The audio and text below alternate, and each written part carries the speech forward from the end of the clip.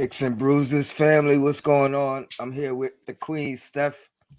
Thank you for joining me. As always, we're here on a rare Saturday edition. Yes, yes, yes. I gotta give a shout out to Ron from Still Knicks fans.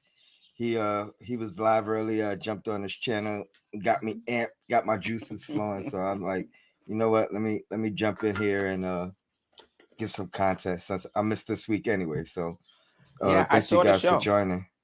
Oh, you was watching? I It was saw. a Oh good yeah, one. it was a Great good one. panel. It was a good one. Great Yeah, panel. all star Shout out panel. to Sim too, who gave me the plug and say, "Hey yo, we live over here."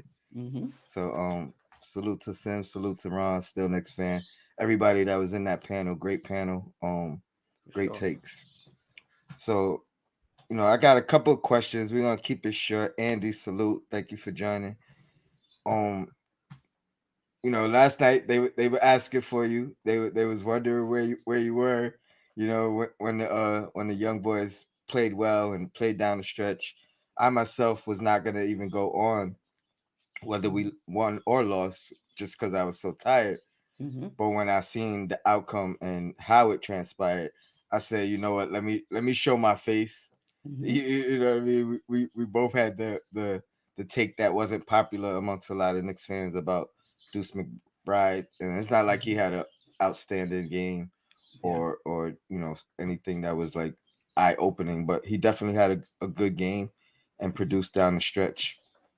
Um, a lot of a lot more of what I heard in the chat was you know this was evidence of Tibbs making a mistake and not playing the young guys all year and not giving these guys a chance and this and that.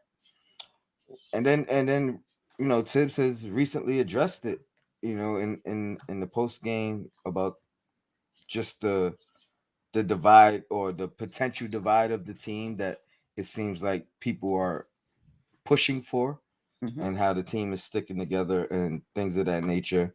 He questioned whether us fans, I guess, and some of Mm-hmm. the media outlets watch the game more than once and kind of really deep dive and analyze what's going on and what are the reasons for losses or for people's play, and kind of not just throwing random narratives out there. So I loved it from Tibbs.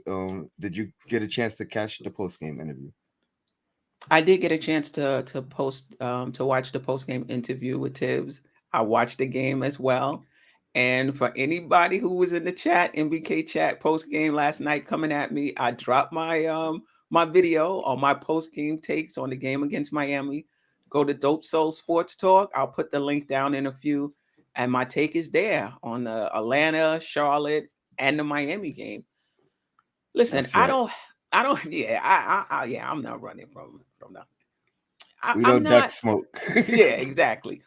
I don't have a problem with the young guys. I think for me, it's understanding that we're a team. So even when I did my video, I was very careful not to say young guys. I said the Knicks because we're a team, and it's not vets versus Knicks. We're a team. You know, Randall wasn't there. Noel, Rose, a lot of guys are out. So the rest of the team, which happens to be young guys, had to step in, and against Miami, they did the job. But listen, let's not ignore the fact that we entered into that fourth quarter down 17, right? And that the bench came in, our young guys, and they did the job. And that's okay. But what I will say is just because they did the job in one game is not proof positive that that was what we would have gotten from them all season long. And as a matter of fact, I think what they did was a testament to how they've been developing for the entire year, whether they were in the game or not. One of the things about these guys is when they come in, they don't look shook. I'm not saying they're not going to make mistakes, but they don't look shook. They play with a lot of confidence. And I think that's because the coaching staff is on them, developing them, helping them to understand what it's going to be like when you go into the game, Hmm. sending McBride and Jericho down to the G League. All of that is part of their development so that in a game like this, they can shine And they're ready. and they're And ready. So I think everything that's happened up to this point is part of their development. And listen, they could have performed like this early on, but it doesn't mean that this proof positive that they absolutely would have. That's my take on it. And McBride, listen, these young guys, and then Tony, I'll hand it back to you. You gotta keep in mind with young guys, it's up and down. Mm-hmm. They're going to have performances where they play great, and they're going to have performances where they turn it over and they don't shoot well. That's just what it is with a young guy, and it's totally fine. And I don't think you can blame a coach who knows that and wants to mitigate the risk. Yeah, it should take John, as long. I appreciate you, John, but it should take as long as the coach thinks it should take. I mean, uh, we got we want to see them in sooner. We want to see this. But again, like I dropped in my video, we don't know all of the factors that's going into the decision that the coach is making. He sees them game in and game out. He has advanced stats on them as individuals and as a team. You know, he has his own style and his own philosophy, and he's being consistent with that. He's not doing what we want him to do mhm. when we wanted to do it, but it doesn't mean he's wrong. And I mean that's just part of, you got to respect that in the coach. You really can't want a coach. I mean, this is outrageous, but looking at social media and saying, "Oh, I gotta please these fans," so I'm, I'm gonna do what they think is right, or I gotta please the reporters, so I'm gonna do what they think is right. You know, that would be nuts. And how could you respect that type of coach? He stands on what he stands on. He believes in what he believes in. They knew who he was when they brought him in. And not only do the players need to buy in, which I think overall the players have bought in, and I think that's why we're seeing them succeed when they get the opportunities. I mean, we've seen it with Grimes, we've seen it with Quickly.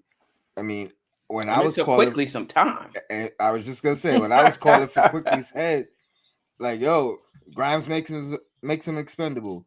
No, I don't mind using him as trade bait in something that improves the team. All the negative things that I said about him. Number one, Thibs believed in him still, right? Still continued to put him out there, continued to give him opportunities down the stretch while still having a bad night, which Hmm. was telling to me, and giving him opportunities to win games, potentially tie games, Hmm. potentially. That shows, Tibbs believes in this guy, and it's only based off of what he's seen already, and what he's learned, and what he's been able to show on the court. Excuse me, my daughter just came. Have it. Um, yeah. So I agree 100%.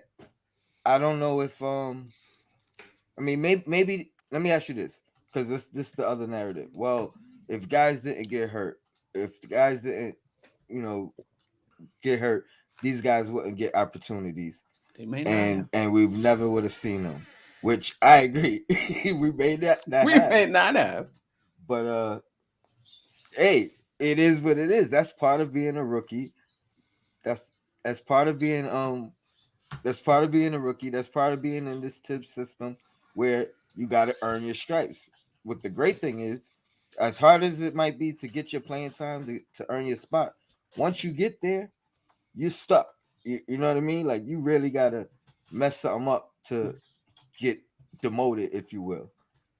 And we've seen that with Grimes this year. Didn't play early in the season, maybe the first month or so, month or two. But when he got his opportunity, he showed out. He made it difficult for Tibbs to revert back. And even as guys came back, he continued to give Grimes his opportunity. It wasn't as long, but he got his opportunity. Andy, thanks for joining. International Andy in the building. Appreciate you. What was your thoughts of the game? Yo, what up, Tone? What up, Steph? Happy to be on Okay. with you guys. Listen, I was shocked that you were going on, but since I just saw it, the notification popping up, I was like, Hmm. oh, I gotta get the invite here, so Hmm. I'm Yes, here. sir. Always welcome. Yeah, Tone. Listen, I understand fully what you said before, that if guys like an example, Nerlens Noel, if he wasn't injured, we probably would never see Sims this season.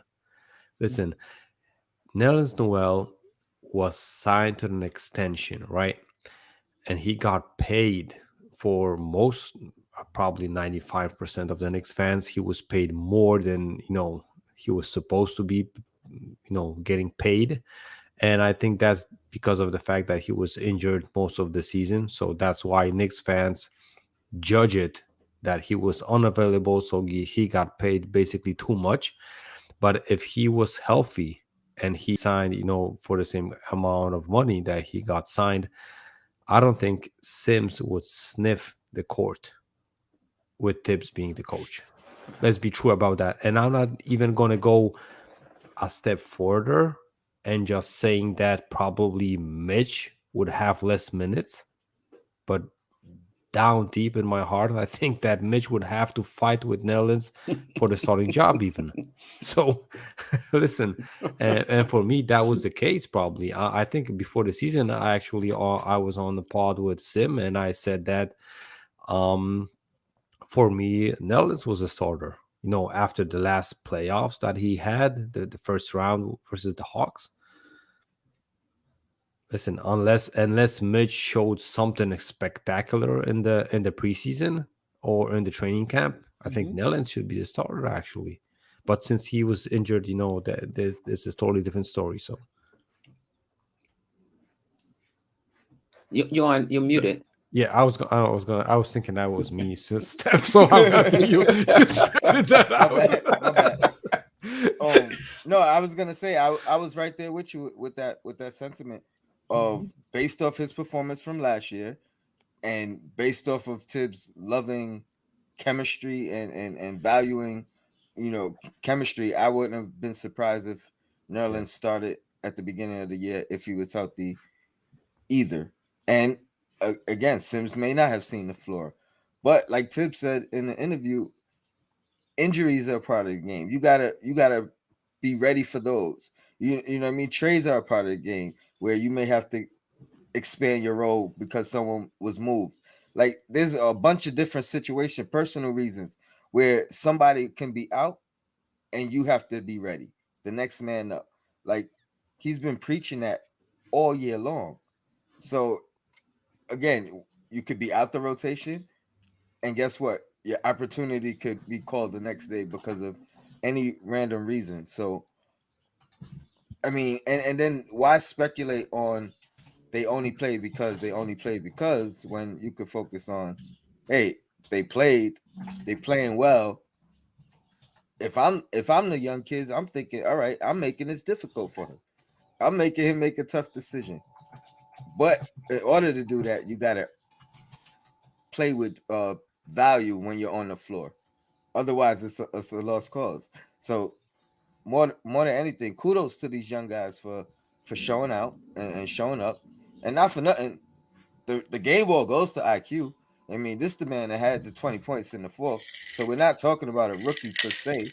He had rookies on the floor with him, but he carried that team more than anything else. Um, but there, the narrative is kind of Tibbs has made a mistake. Not playing these guys earlier, not playing these guys more, not Yeah. choosing them over the vets. What are you guys thoughts on that particularly? Is it a mistake? And if it is that okay? Can I go, Steph? Yeah, oh, absolutely. Yeah.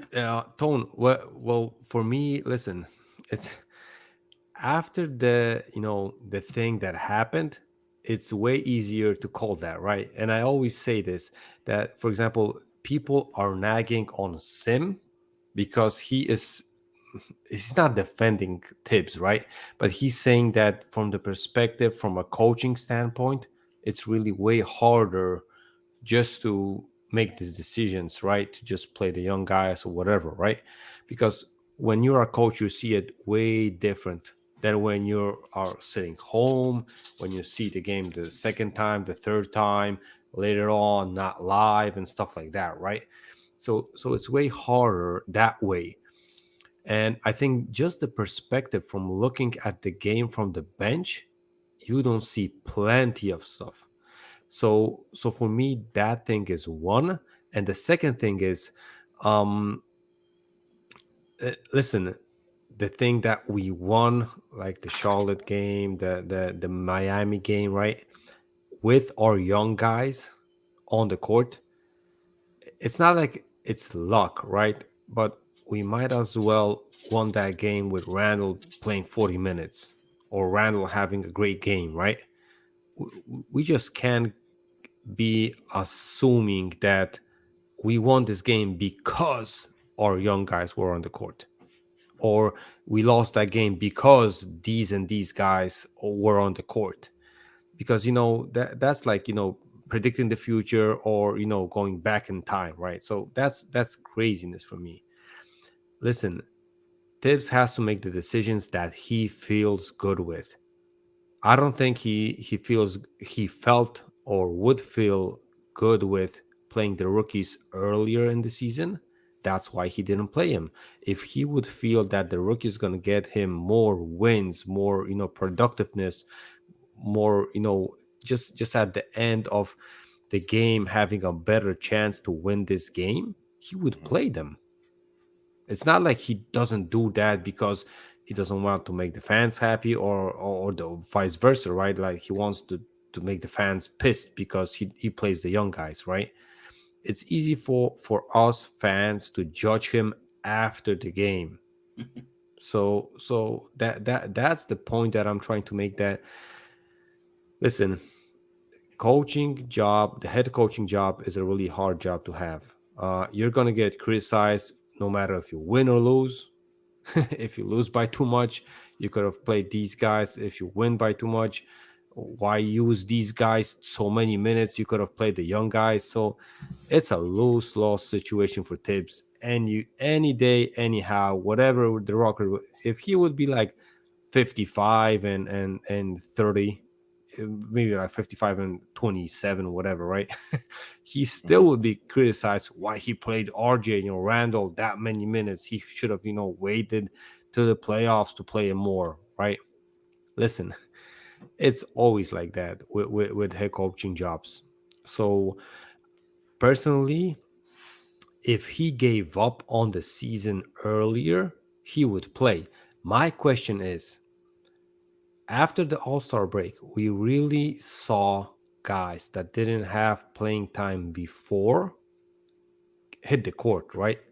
Question is, did he give up already? Did the management tell him, listen, you got to play these guys so we can see and evaluate these guys? Or he was like, listen, I'm going to do something crazy so I see what these guys can give me the next season, so I know who to keep and who to ask the front office to just to trade up. So that's the question. Which, like storyline he picked, right? Because definitely it is not an easy, way to pick. And listen, if he picks the bad one, like the really, really bad line, right? His head is gonna fall. So Mm. Yeah. Kenny? Um, did he make the wrong decision? I don't think he made the wrong decision. I think this is his philosophy, and we either agree with that as a coach, or you just get rid of him and you get somebody else. I just don't think you can get on a coach for being who he is, for being who he was last year, and for being who you hired him to be. He was always that guy that's going to play his starters or whoever he's closing the game with to 30 seconds in the game, even if we're up by 50. That's just Tibbs. He's that guy. He has the players that he trusts, and I don't think they're all vets because he trusts RJ. He trusts IQ. IQ struggled most of the season. you know, even That's the a fact. fans was complaining about That's a why it's fact. why it's quickly in the game. I was one of Um, them. right. But if he trusts you, he's going to give you every opportunity to get right. That's just who he is. And I agree with John. We don't have to agree with it. We don't have to approve it, but maybe just try to understand it. This is Hmm. who he is. Now, His philosophy, like my philosophy may be, I'm going to give people spot minutes in special situations. Like there has been times when just for defensive purposes, he could have put McBride in spot minutes just to stop the bleeding, so to speak. That's just not his that's just not his Mhm. philosophy. Yeah. I think his philosophy is I got my guys, continuity is important. It's important that we get those reps. It's important that we get better at what we do. You bring somebody in for spot minutes, now you got to take somebody out. That's just not what he does. That's his philosophy. You don't have to agree with it, but that's his philosophy. The last point I want to make is just because something doesn't work out, it doesn't mean it wasn't the right decision. And just because it works out, it doesn't mean it was the right decision. In that game, that group that was on the floor, I think it was McBride, Quickly, Grimes, Grimes. Taj. Yeah. Was it Taj in there? Yeah. Taj and Yeah. Mhm. Sims? Grimes, Taj, and Sims. Yeah. Yep. It was. That that group erased the 17-point lead, got us the lead. At 3 minutes, here comes RJ and Obi. And I'm like, what are you Yeah. doing? And most of the time we would complain that Mhm. that he's messing with the rotation, not allowing the team that got him the And lead to stay. Right? yeah, and even Clyde said it right when they came to the Right. I'm like, what? yeah, Even I was like, yo, let them rock out. So yeah. shout out to Ron on Still Nick Fans. I was watching his show this morning. I forgot the name of it, but I was watching his show Know the this ledge. morning, Know the Ledge. And he said, well, it was the right decision because he knows that RJ is he needed a stabilizing force down the stretch. Okay, fine. What if it didn't work out? Mhm. Would we still be saying that was the right decision because he felt this was a young team? He needed a stabilizing force down there in those last 3 minutes. We look at the results and be like, "Oh, that was a good decision." Woo, because it worked out. It could have easily went sideways, and we would have been here like, "Why is he messing with the rotation?" And I think that happens throughout the season. He has it in his head, I'm putting these guys back in for reason A, B, and C. It doesn't work out. Oh, he shouldn't have made the decision in the first place. Come on. We're playing Monday morning quarterbacks. Now, but I agree, we don't have to agree with it, but let's at least acknowledge that we don't Mhm. have all of the information that's going into the decision that he's making. Yeah. And the funny thing is, two things. RJ was not having the best of games, which What? is funny, right? Yeah. Obi actually was having one of his better games. You know what I Mhm. mean? I thought he was actually gonna eclipse his career high. I think he would have had he played more, more minutes. But it's funny because if it was Randall coming in and not Obi, they would have lost. They, they would have lost Right. their, Exactly. soiled their pants. Let's say that. And then RJ, which is kudos to him because he didn't come in and play hero ball. He didn't come Right. in and say, Absolutely. "All right, give it right to me." He rolled with quickly for about three straight possessions before he even took a shot attempt, which I loved. Now, and the reason I give him the props for it because I think there's a fine line in even learning that to figuring that out. You know what I mean? One of the things I said a few streams ago was RJ and Randall are both having this trouble of figuring out when it's time for me to take over individually or when it's time, RJ has it, Randall has it. Um and then when they should use the team in its entirety, the five guys on the floor. Me personally, I think the five guys on the floor needs to be the philosophy and then figure out when to take over instead of always going to the takeover first. You know what I mean? And, which could be to the detriment of the team. But again, these are just learning curves. You know what I mean? And best believe RJ is gonna have to figure it out as well. He did great with it last night. Um, even though he was having a a relatively inefficient game and I'll say bad game. Or Absolutely. not up to his standards of recent. let's say that. But like Sim pointed out, focal point of the defense now. You know what I mean? There is no Randall. We got his name on the board, probably his name alone. We don't want him to kill us. Coming off the last game, having a career high, Yeah. but Butler singing his praises, so he's gonna be like, all right, I can't let this kid get close to 40 again. You know what I mean? So that was probably the mindset anyway from the beginning. So kudos to him for not overstepping. But yeah, I agree with you guys. What would you guys think of RJ's performance overall? And then like I said, him kind of deferring and not saying I'm gonna play hero ball down the stretch. Well, can I go first, Andy, this time? Of course. Um, let's start with the beginning of the game. I thought RJ, like you said, he scored 46 points that first time in Miami. They knew Randall wasn't there, so they came out with the double teams, right? I thought that he made good decisions for the most part, but sometimes he telegraphed pass, and two of them got picked off. And quite frankly, he looked a little shaky to me.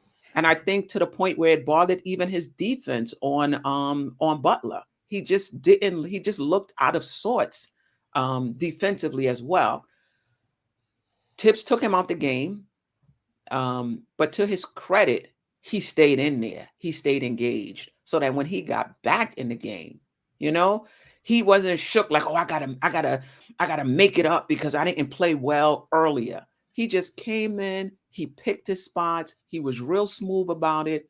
When they were pressing and trapping to try to get back in the game, he made really good decisions.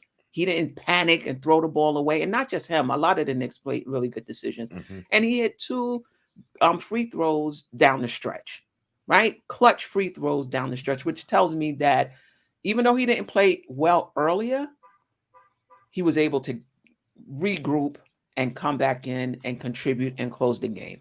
But the other thing it helped me see is that it's going to take some time for him to get used to being the focal point. The different schemes that teams are going to throw at him, and that is okay. Like this is his first time seeing it. As he gets used to it, being that focal point and seeing it, he'll get better. He'll get better at it. Andy? Yeah, I agree with Steph totally. What I would add to that is I'm really happy that RJ reverted more to the team than him playing, hero ball. Mhm. That's the European style of basketball. You want Mhm. the best shot available to be taken, no matter who's on the floor, because you know that those guys, whenever they are in the play and are on the court, are going to be able to take that shot, because you never know what the defense is going to do, right? So, for example, the defense is going to close your first, second, third option, maybe the fourth guy that you would have on. For example, it would be even a Mitch mid-range jumper, right? Or a Netherlands Noel mid-range jumper, or whoever mid-range jumper that you never see, but he Mhm. would be wide open. I think I would rather see that shot taken than, for example, a half court shot, whatever, Oh, a of really course. bad shot or a contested like 3 versus 1 shot, whatever. So I rather see any, even a bad shooter take an open shot than our best shooter taking like a, really, really bad contested fadeaway shot or something like that, right? That's my school. That's why, that's how I used to play basketball. So, that's why basketball is called a team game, right? You literally just play as a team, not as an individuality, Mhm. as an individual player and stuff like that. I realize that m- maybe not in some games, but probably in most games, you need that one option, that second option, just to score buckets at a certain time. But for some players, that certain time is going to be the first quarter. From some players, it's going to be the fourth quarter. For some players, it's going to be throughout the game, but it's when the score is going to be really close. Meanwhile, the other guys are just gonna be scoring when the deficit is like really big, or the lead is really big.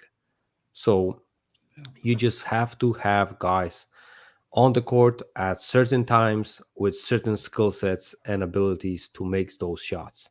And listen, I'm not gonna lie, the Charlotte game and the Heat game, we had guys on the court on in the time that they could make the baskets. That's why our shooting percentage was really big and really high. I don't think that Point. if we would be, if we would have, for example, you know, Fournier at the middle of the game, that if the lead was like 20, or the lead or we would be like down 20, he would make those shots. But if the as we see most of the time at the beginning of the game, he's basically hot, so we got to use him. We don't see him in the late game situations, but I still think that he's a good late ball clutch player and stuff like that. But if we're like way ahead or way behind, Tibbs doesn't use him, and I don't think that it's not because he doesn't trust him. It's like he has other guys and he is trying to differ from the way that Nick fans think that Tibbs is. Because listen, if he is starting Evan Fournier every game that Evan Fournier is available to start, I don't think he doesn't trust him. But we still don't see him at the end of the games, which he was playing in Orlando. And I'm not going to say even international basketball, because he was like the main focus of the offense there. But I really think that we don't still use him in the end of the games as we should to use him. But he goes back with RJ and with Randall, and I think at least two options is the minimum that you have to have. But having Randall and RJ is the thing that he feels comfortable with, and I'm not gonna judge Tibbs on that. And listen, as much as I don't like Tibbs's, like Tony said, maybe philosophy, principles, or whatever on basketball, I would tweak a couple of them to be better. But listen, everybody, even there's a difference between mine, Tony's, Steph's, and Sims, whatever, whoever, right, is in the chat, and whoever has a podcast, a stream, whatever, has at least one tweak that they would play different. That doesn't make our philosophy better or worse, because we probably won't see that come up in the real life. But we just can pray that it will happen one day, and we will find out, right? So I'm gonna say it that way. Yeah. Can I add one thing about the game? Hmm. Absolutely. As well as quickly played in the fourth quarter, I still thought it was hero ball to some Oh, extent. I mean, crazy shots, Steph. the ball stopped moving in that Did fourth he? quarter. The ball stopped moving. Steph, Mc- yeah, I know, he ain't Andy. gonna I was like, change. I was He ain't like, gonna change, Steph. You I know was what I like, noticed it though? worked out for us this time though. But McBride came down, dribble, dribble, dribble, trucked up a shot. Somebody else came down, I think it was RJ, dribble, dribble, dribble, chucked up a shot. No, the ball movement stopped in the fourth quarter. It just happened to work out for us this time. But the Steph, ball movement was non-existent Steph, in the do fourth you You quarter. see know my what? gray hair here on the Yeah, I side, know. I was like, bro? what are y'all doing? You know what? You know what I noticed though? Um, Quickly was actually seeking out mismatches, and so because the ball was in his hand for long periods of time in one possession, if it even got out of his hand. When it got out of his hand, I think the ball moved. It just ended up going back to him. And but what I Maybe one. noticed though, I got to do what Tibbs say. I got to watch it 2 and 3 times. No, Tony, bro. I'm just gonna, let me see you a word here. I saw it like after the first quarter, they were looking for Robinson on the attack. They were literally switching. Whoever had him just hmm came up to the guy with the ball, and they switched on him, and they went at Robinson from the Heat. And I was like, yo, is he going to take him out of the game? Because this is like they ain't even running plays for it. They didn't even run. The Knicks didn't even run plays on the offensive end. They were strictly like, looking Robinson. Yeah. Okay, I have Robinson. Let me go set a screen and just switch in on him, and you just go at him. That And was they so. kept And I pulling was like, down the stretch. They kept pulling out of Bayou out the paint. yeah, However they could get him to get out the paint, it seemed like that was what they were focused on. And then because once he was out the paint, they could kind of penetrate and get yeah, whatever shot they wanted. But back to this narrative of the Tibbs make a mistake. The next one is Obi Toppin.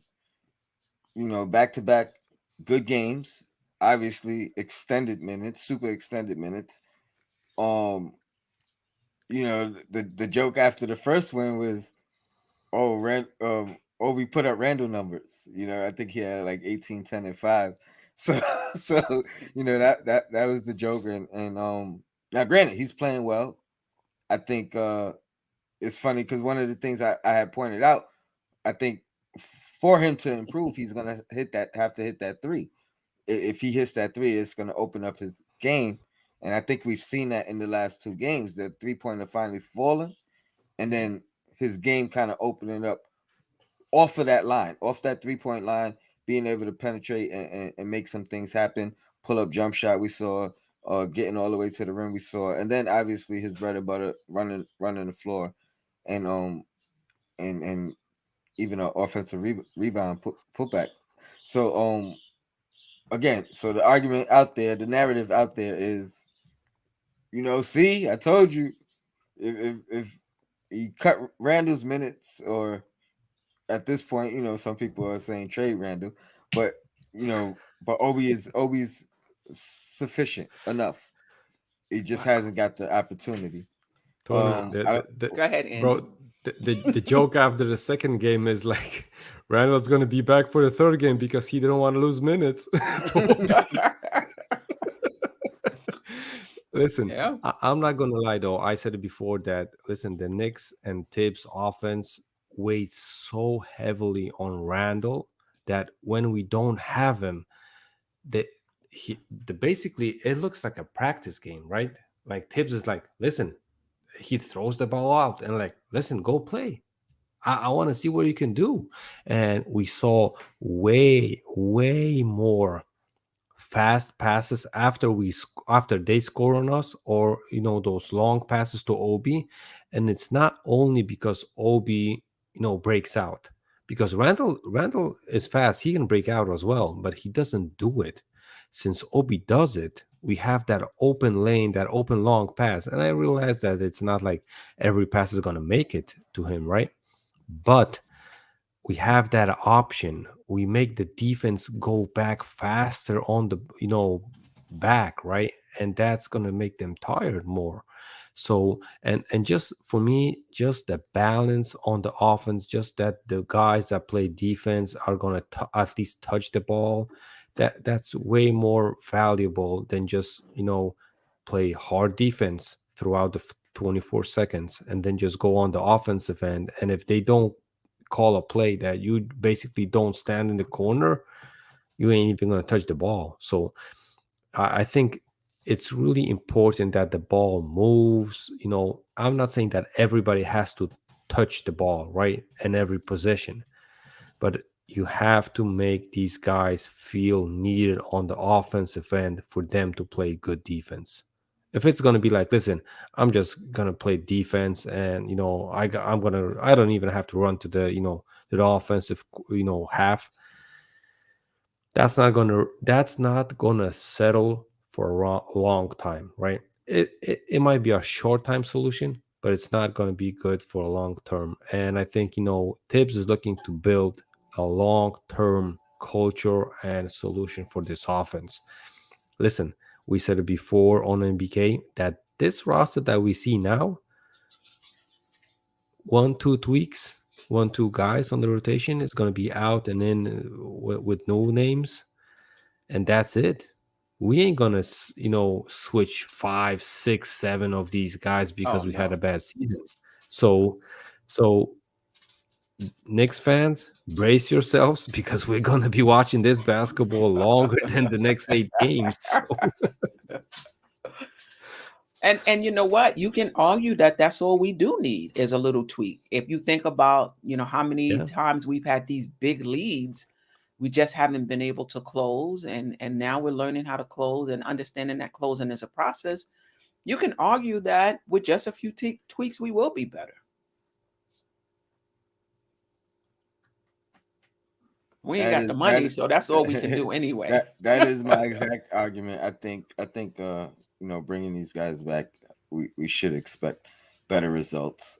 And I know that almost sounds crazy, not changing anything and expecting different results. But um, I think guys are getting better before our eyes anyway. We've been saying that for at least a month and a half now. That some of these guys are actually playing the best basketball of their career, like RJ in particular.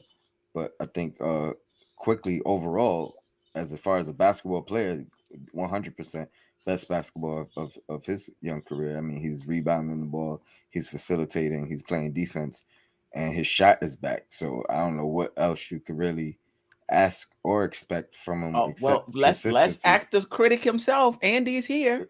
So Andy, what is your thoughts on Quickly's evolution? Have you become a fan? And what do you think he still needs to work on? well, Steph. If you don't mind me being No, Cornerstone Kev not, co-host. Well, Steph, not at let all. me You, have a you drink on always a co-host.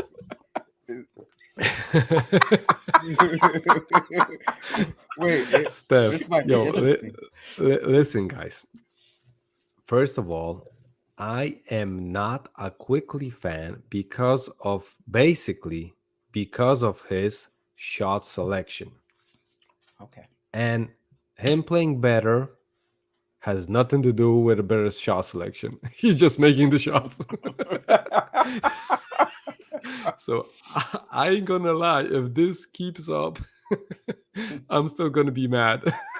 But I listen, think if his he I think his shot selection is slightly better. It is much better, Andy. You don't think no, so? it's I slightly, say that I Steph, say it's that slightly, it's slightly. Wow. this is why I say it is though, because he still takes his type of shots, but he doesn't take as many of them. You know what I Yeah, mean? Like, and if he's not on, he definitely cuts down and tries to do other things. He doesn't just shoot like bad yeah, threes. He tries to get yeah. to the basket now. You know what I mean? His floater game. He's actually getting all the way to the basket now too, which is is, is another thing that I was begging for. Like you can't do the floater all the time. You know what I mean? You got to be able to really threaten that rim and put pressure on the defense. So I do want to say his selection has gotten better.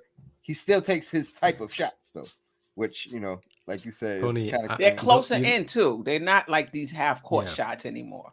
yeah, exactly. But like Tony said, the if you would take the percentages, I think the shot selection is slightly better. It's still crazy for me. And what's the funny fact about this? Mhm. I when I was playing basketball, maybe not, I can't say it professionally. I was paid for playing basketball, but I'm not going to call it professionally. I was taking those floaters too. And I'm most pissed when he takes those floaters. They're like, I was taking floaters like when I was in the paint, and he's taking floaters like literally behind the free throw line. And I was like, bro, stand, pull up, take a mid-range shot, not a floater from behind the free throw line. That's like, But he's better. But he doesn't do that anymore, though. look, but he's close to the free throw line with those floaters, and I'm like, bro, just pull up, make a.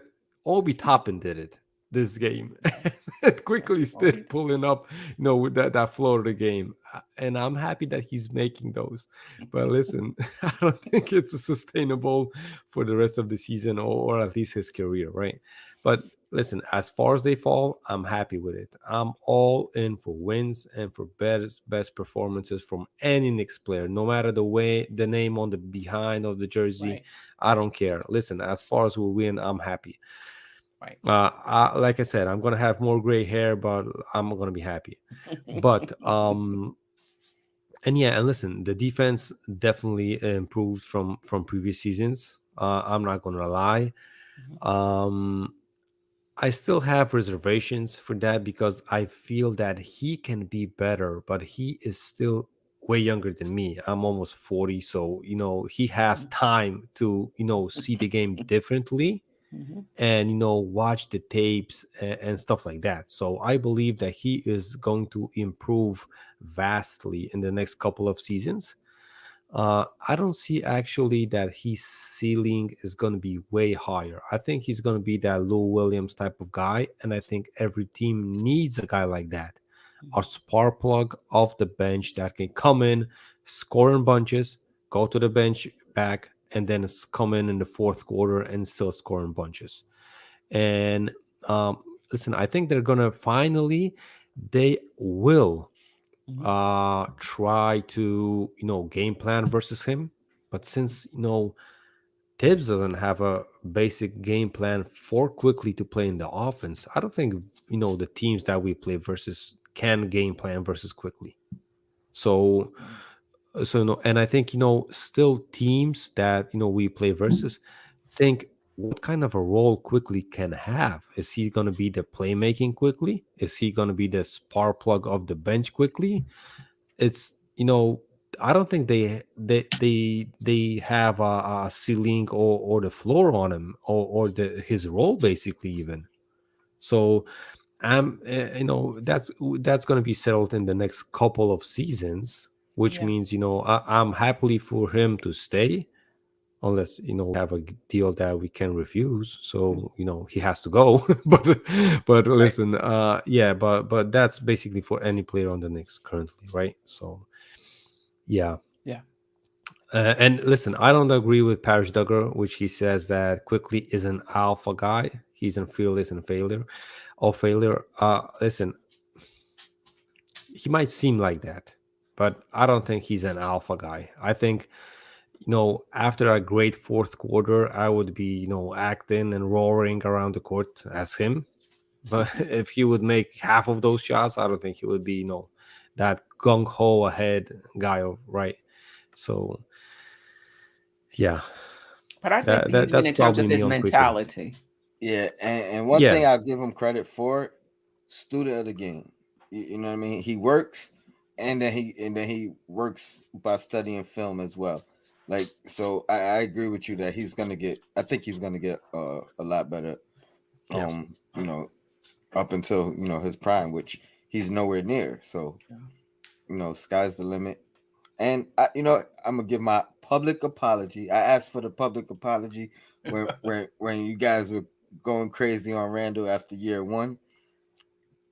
I'm gonna give my public apology for quickly, even though I don't think I went crazy on him. I admitted he played better in all other aspects of his game, but that shooting and that shot selection But the, Tony, was, do was you killing me see as him well. as a future point guard for the Knicks? To be honest, I think he can be, but I don't know if they believe in him at that point yet. Yeah, but Because yeah, but is it for you? Is he going to be a main point guard? Like, I don't care if it's starting or backup.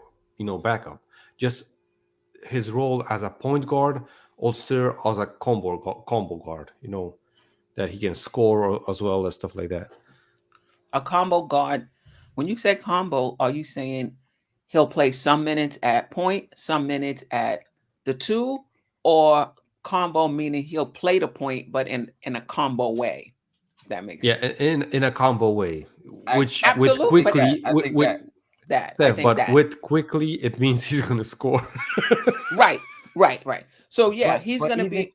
Go ahead. So think about it though. Like it's more than his scoring. Like because he rebounds the ball great for a guard. You know what I mean? Especially recently. His assists have gone up recently. I think that those two areas are going to continue, and his defense has gotten better a lot. So it's it's really about if his shooting stays consistent. He's good enough. His handle's good enough to play the point guard. The more he plays it, I think he's only going to get better. I, I wouldn't mind it. I wouldn't mind it at all, to be honest. I wouldn't listen. I I think he will play the point guard position going forward. Whether it's starting, I see him more as a backup, but I think he's going to play the point guard position, but he's going to play it in a combo way. And what I mean is, and that's pretty much how it's being played, period, in the Mhm. NBA. Yeah, in the league, right? In this league, there's only a few pure point guards. Most of these point guards out here are shoot first point guards, and their shooting opens up the passing lanes for them to then play make because you got to guard him really close, especially with quickly because he can hit the three, he can drive, and he does have his vision is okay. His vision is okay. So yeah, I think that's his position, point guard. But I don't. When I say that, I don't mean it in a classical sense by any stretch. I mean it the way they're playing it today. He's not going to be a Rubio, a Chris Paul, Yeah, a general, right? a general. No, no, no, no, no. He's But going to be Yeah. like a Dame, Um, Curry, that type of. you Yeah. know, you yeah, know what my argument to I agree with you 100%. But for him to be the quintessential point guard, the traditional point guard, he would need that as his mentor. And even with Rose, you know what I mean. Rose was never that. You know what I mean. So you know what I mean. Like he has to learn that, and it's gonna take time to develop. So I don't think he would ever be that either, Mm. unless somebody came in and filled that role now, where he could learn it from. Because a lot of that is or you know what, He's too trigger happy. student of the game though. Yeah. If he studies enough and studies the right players, I'm sure he could pick up on some things that would benefit him in that way. Um, even his full court passing, you know what I mean. We've seen that from him Yeah. recently. Like he's the lead guard, he gets the ball immediately, throwing it outlet to Obi. I think we've seen him throw it to Randall as well in that same position. So little things like that we weren't seeing year one. You know what I mean? So again, it's somebody I forgot who shout out to the chat. I forgot who said it, but it's really about the patience in him and allowing him to develop into that. The question yeah. would be W- are they willing to wait it out and let him Yeah. become that. Oh, one thing, Tony, about the because you mentioned the rebounding of quickly, I think, and maybe that's me only because I played in a European style of basketball. My coaches always, and I had like a couple of coaches always said that, for example, they pointed out before the game. Of course, it was the center and the power forward, but only one out of the last three positions, the point guard, the shooting guard, and the small forward, were trying to get their rebound. The other two were trying to leak away just for the fast break. So I think it's always those quickly rebounds on the defensive end. They're not like he's fighting for the rebounds. The rest of the guys just box out and he gets grabs the easy rebound. So I'm not giving him all credit for that Wait, you said rebounds. it's not like Deuce, it's not like Yeah, Deuce skying up for that rebound. yeah, exactly. I heard So you. so yeah, so I'm not giving the guard, and I'm not saying only for quickly, right? I'm saying for the rest of the guards. It's like, listen, you basically see Fournier and listen, RJ is basically getting those rebounds because he's guarding a guy that's going at him closer to the hoop. That's why he's there, and he's going out, right? But I think Thibs has a similar thing, that unless we all gang rebound, there's two or at least one guy that's leaking out and trying to get that into that fast break. And I think the Knicks aren't credited for playing fast breaks this season because we didn't see many of them. But in every interview, like Obi, like RJ, like Tibbs, say that they would love to play fast break. They just don't have the opportunity. And I think that's because of the situation that we don't get easy rebounds by the guards just to initiate the fast break faster. And that one pass in the back, in the half court, in the back, of the half court, that's a split second, and the NBA is the top league in the world, and that split second basically cuts off the fast break points. So as far as I see it, at least, that maybe not that like that's a problem, but I think that's also stealing the fast break points from the Knicks. And the other thing is that the guys that leak out, right? We see the difference, the total difference when Obi leaks out and when Randall does it. Randall basically doesn't have that role to leak out. Meanwhile, Obi, he's like, listen, the shot is not even up, and he's like clicking Right. out. So so Right. That's why his so he rebounds are low. yeah, his rebounds are low, but he's He's like, leaking out. McBride was a quarterback, and he he throw too far passes to him. He was like basically on the end line on the offensive end. So Right. so you got to realize that coming. I have a question. Shout out to Tricky Nicky.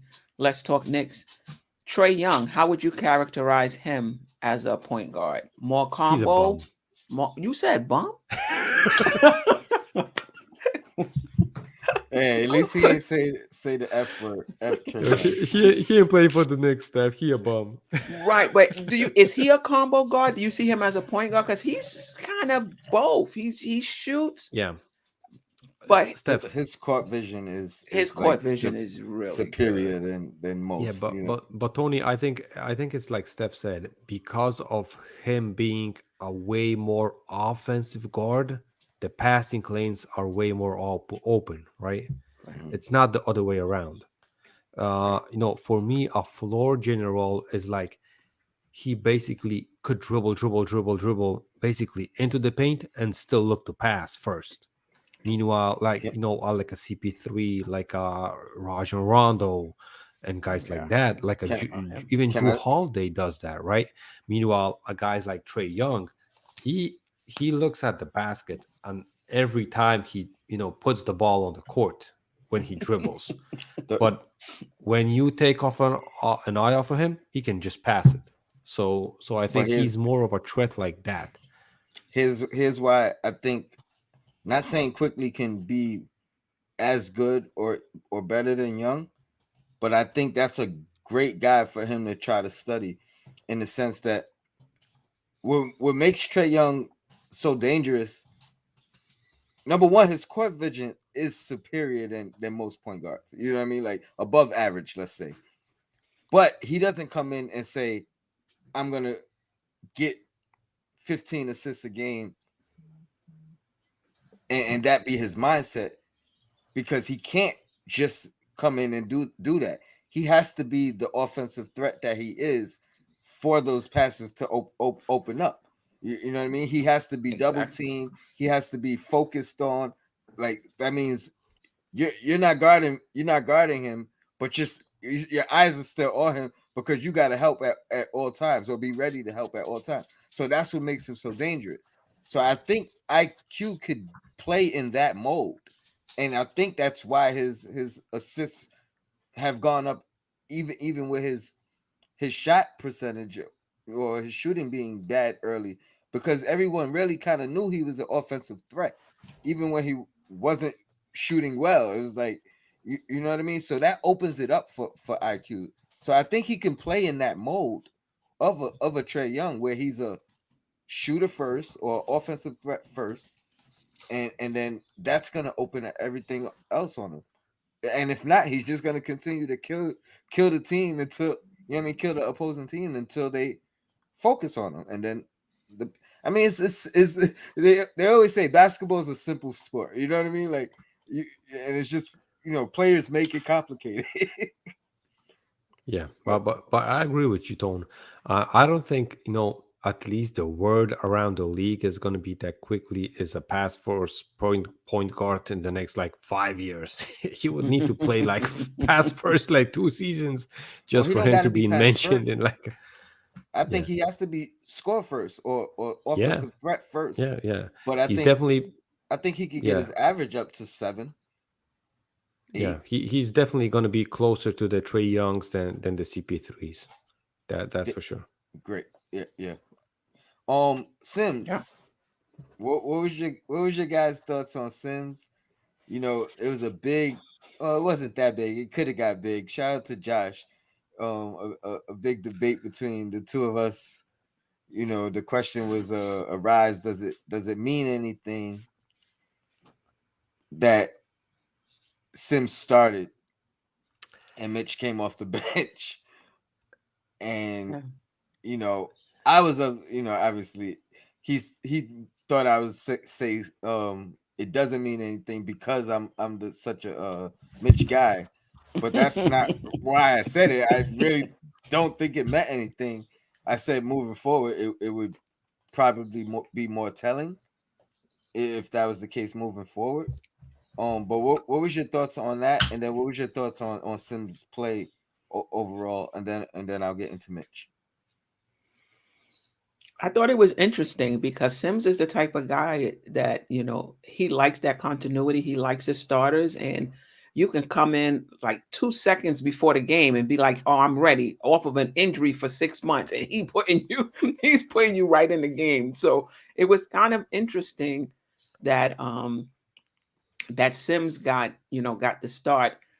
Even though Mitch was ready late, he was still ready, Mm-hmm. before the game. So I thought that was interesting. But I agree with you. I'm not going to read too much into it unless it continues to happen going forward. But I understand what Tibbs sees in Sims. He's not the rim protector that Mitch is, but he's smart. He has a very high IQ. Mm-hmm. He knows where he's supposed to be. He reminds me of a little mini Taj. Like Taj is always where he's supposed to be, always hitting those rotations. And that's what Sims reminds me of. His lateral quickness, on the pick and roll. I'm not saying he's perfect. He bats the ball. He gives a second opportunity. Now he's not the offensive rebounder that Mitch is, and this is one of my another pet peeve. Mitch has 7 rebounds. we All of them all were offensive. hey, Every one of them. I was watching. I was like, oh, the queen is gonna lose her. I mean, we need them. I'm not saying we don't need the offensive rebound. Can I get a few defensive rebounds? I mean, I don't. Nobody is concerned about that. I'm concerned about that. Steph, I'm just telling you, that's the tactics. He's Oh, just what his role is just to box out, and that's where RJ, that's where Randall, that's where Quickly, and the rest of the guards get those rebounds. okay. It's not like he Okay. can't rebound because we see it on the offensive end. So the defensive end is basically way easier to It get a is rebound. easier.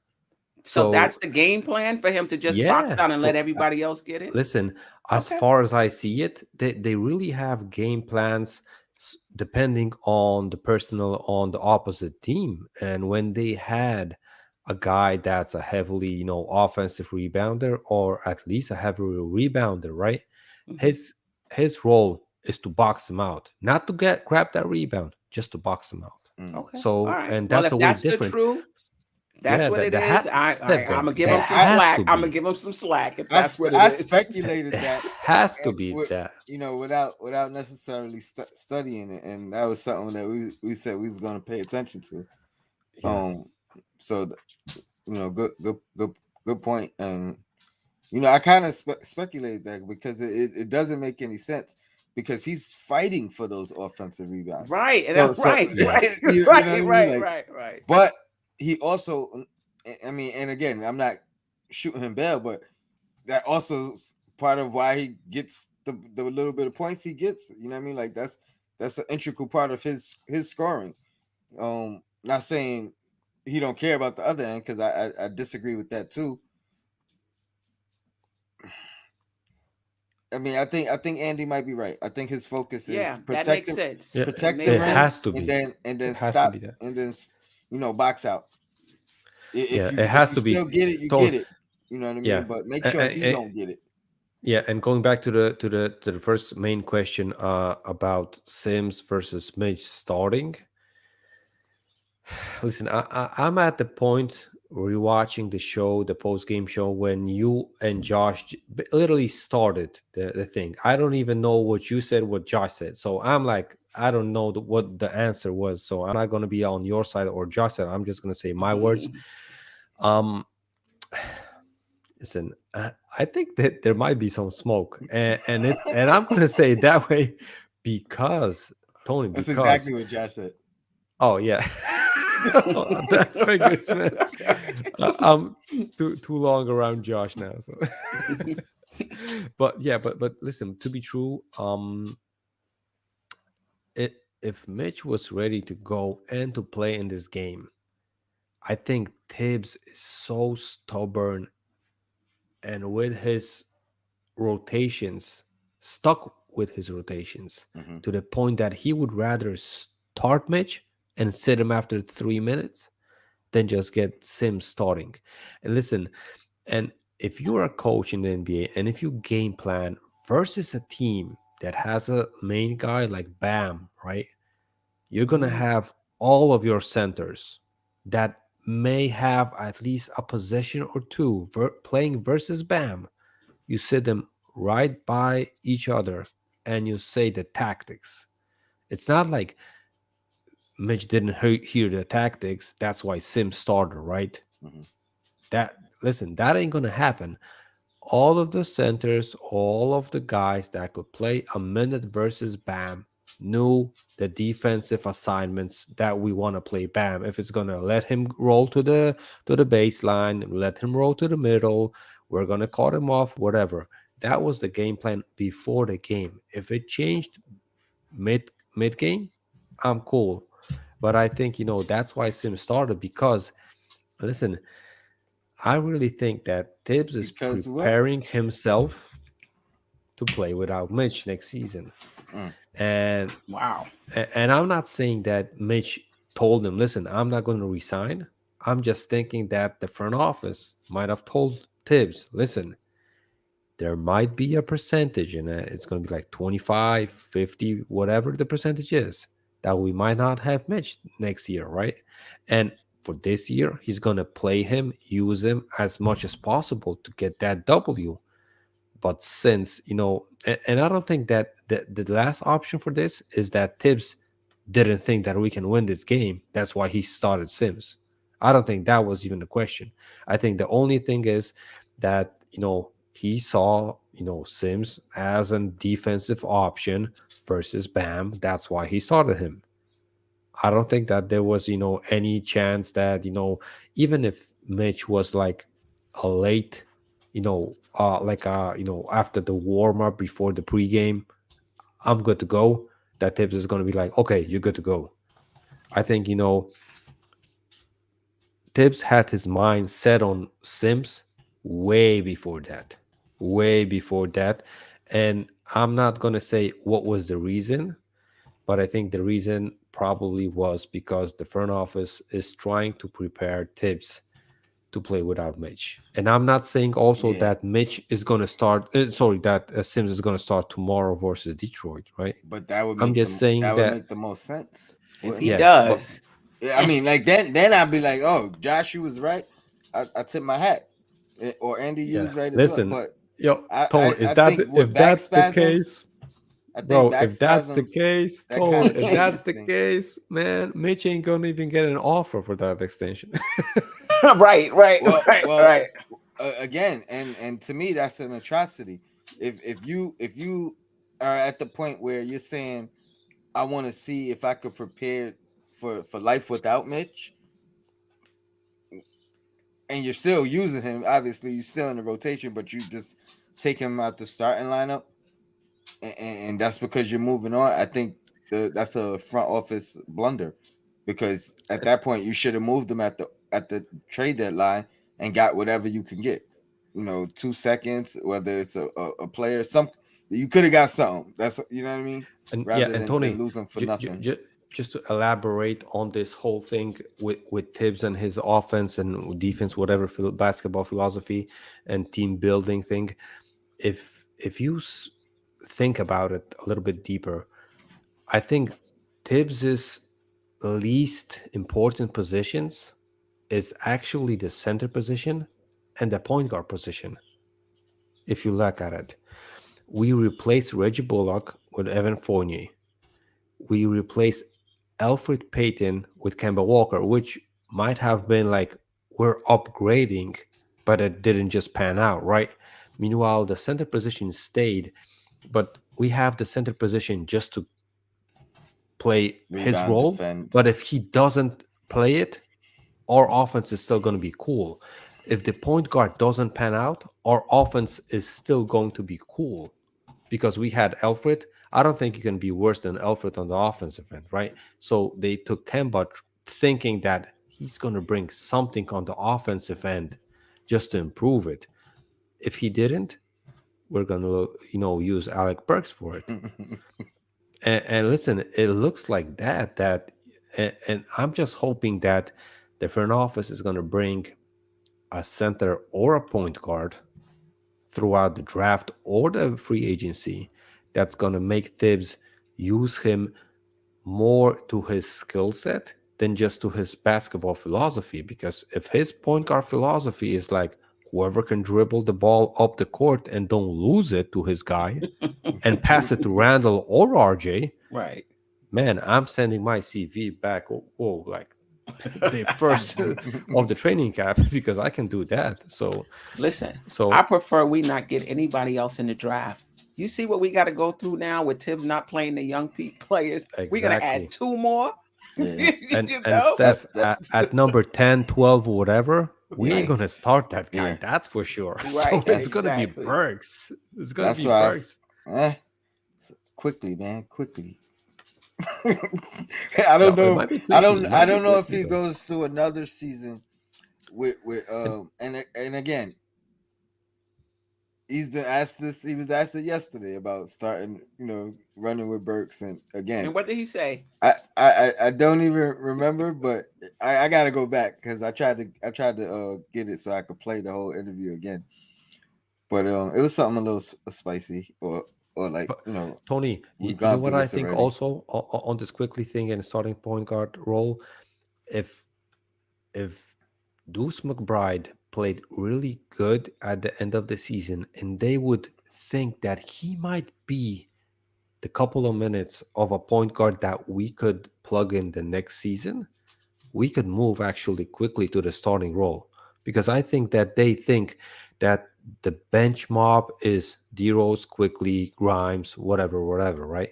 Hmm. And if Deuce could play so well that he could Hmm. hop into that role, then quickly would have been expandable from the bench while moving to the front, for the starting lineup.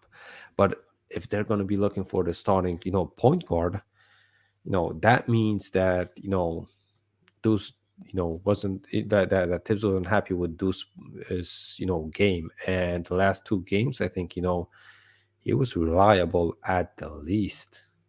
The other thing that's noticeable is even with Deuce on the floor, quickly is the lead.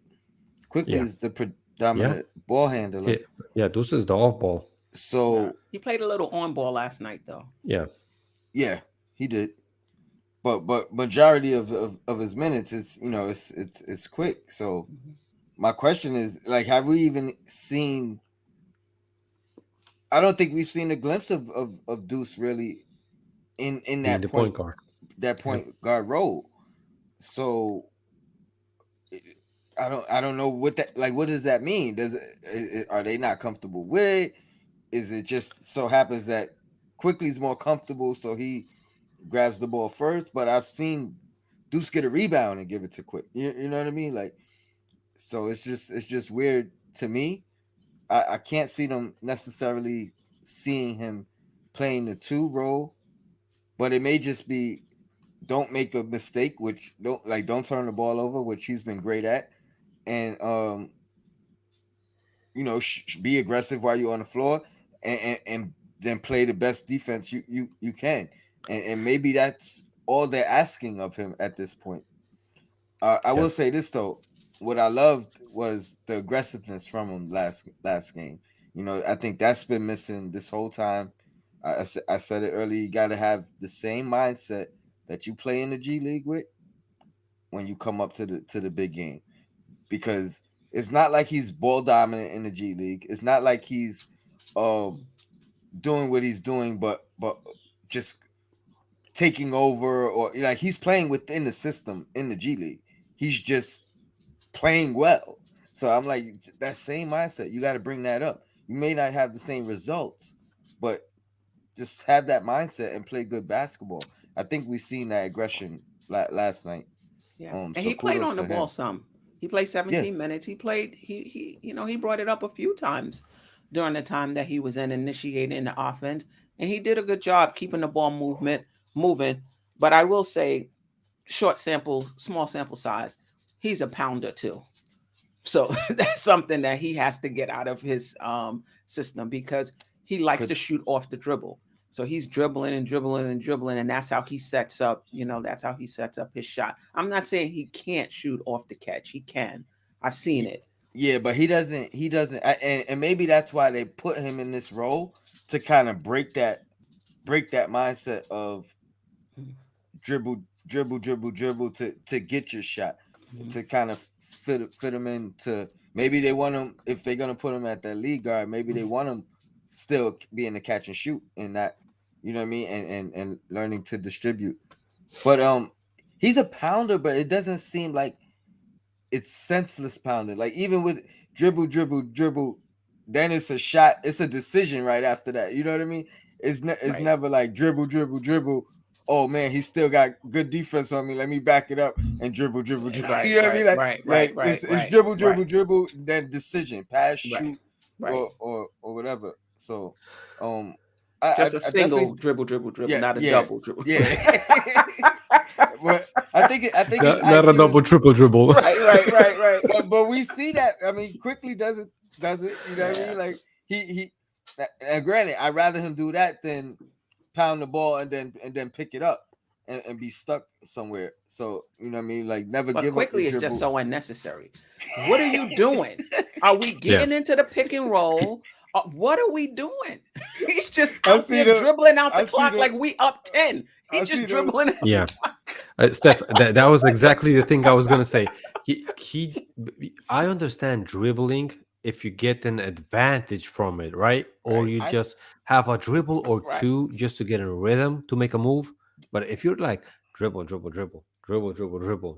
thing dribble, is, and I think we're last night down like 20. it was Right, to our right. benefit because we had a small lead, 5 points, about 3 minutes or so, right?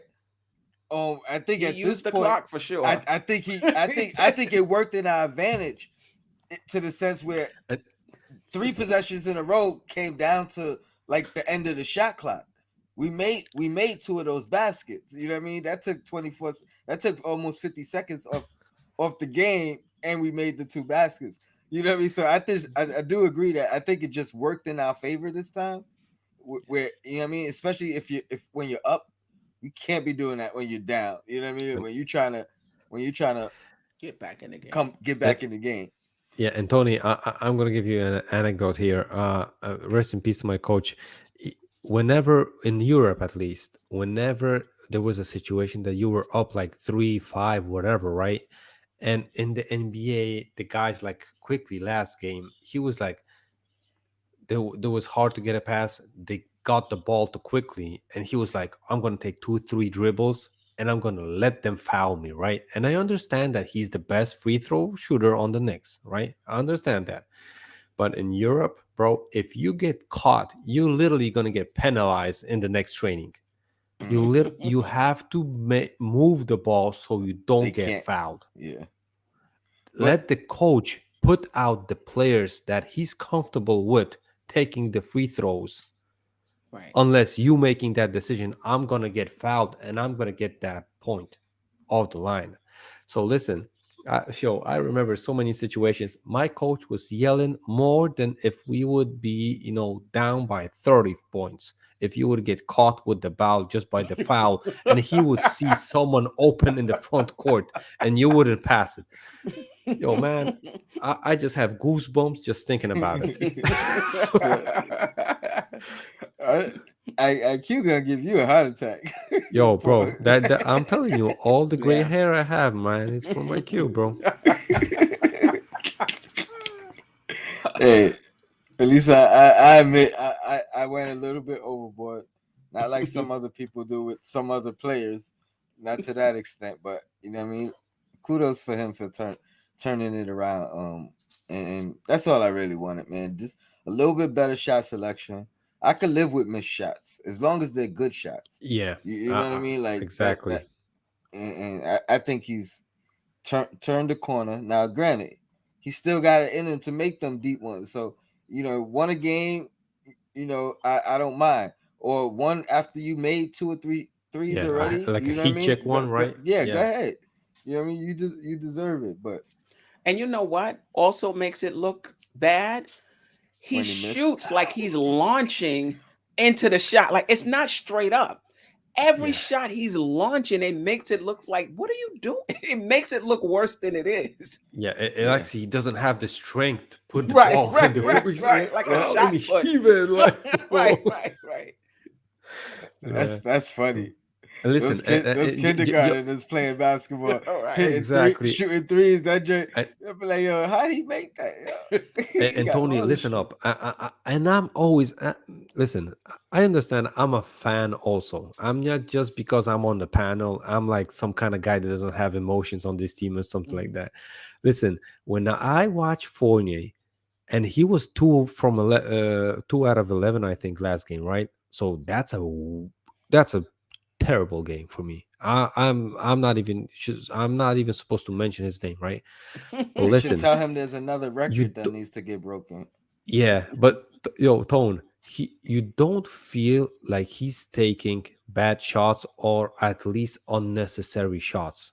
Right. Every shot that he takes is like it was like in the offense, or at least you would think that he could make that shot. Meanwhile, Right. quickly the third shot he pulls up for is like from the logo, and I'm like, you know, you're like, dude, we ain't up. This ain't the end of the game, the end of the quarter, and you're still pulling up. And I was like, and that's why my blood pressure, my veins is out of my neck, and I'm like going crazy.